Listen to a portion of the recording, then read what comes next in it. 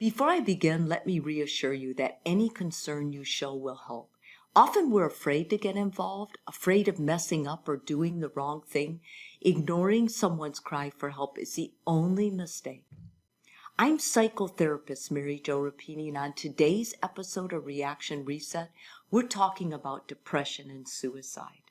Depression can be life-threatening. If it's not treated, it can lead to food, drug, or alcohol addiction or suicide. If you just found out your loved one has depression, you might be uncomfortable with this knowledge or restless to try to fix the problem.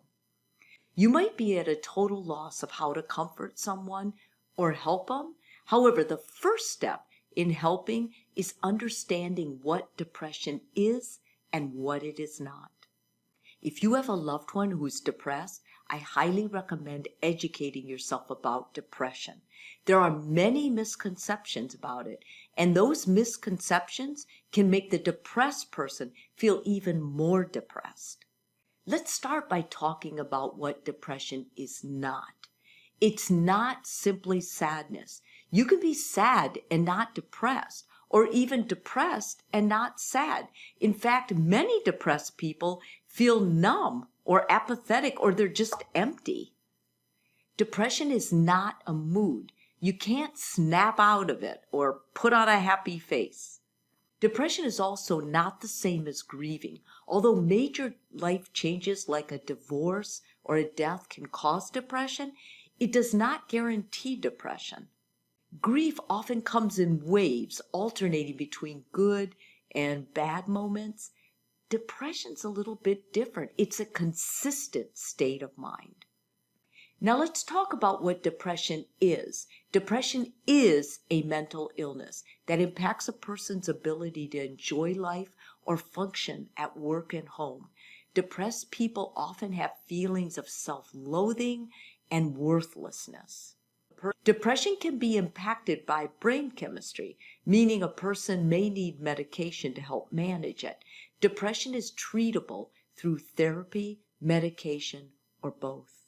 Depression is different for each person. Although there is a list of common symptoms, not all people exhibit all symptoms. Now that you understand a bit about depression, let's shift over to how you can help. The most instinctive response is to try and cheer them up or make light of the situation. Don't do that. This will make them feel worse about their depression and guilty or ashamed that they feel the way they do. If they tell you they're depressed, ask them if they're planning to hurt themselves or others. This is going to make them feel relieved and more cared for by you, that you recognize and see their mental state. Listen without overreacting or judging. If they have suicidal plans, it's important to contact authorities for their protection immediately. Firmly tell them they need to see a physician. Offer to make the appointment and be willing to go with them. Depression can be the first symptom of a major medical illness, and it's extremely important that they see a physician first. Next, encourage them to seek help with a psychiatrist or a psychologist. A psychiatrist will treat their symptoms with medicine. A psychologist will treat them with cognitive or talk therapy. Check in on them regularly to show that you're there for them. Depression is a lonely place to be, and it's easy for them to feel like nobody cares or that people have given up on them. You don't need magic words because there aren't any.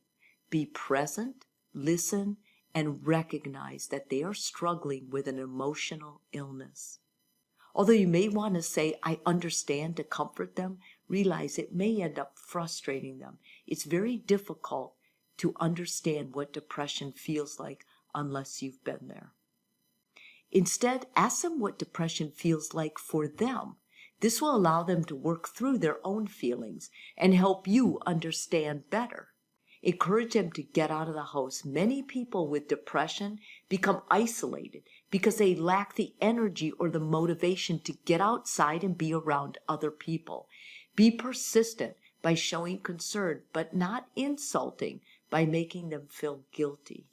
This is one of those situations where you're going to feel helpless and you're also going to be really uncomfortable. No one is born knowing what to say in these situations. Just remember, suicide is real, and the action of killing yourself begins with a thought of depression. Changing your reaction to your loved one can make a huge difference in their life and also leave a lasting impression on yours. Remember, change your reaction, change your world.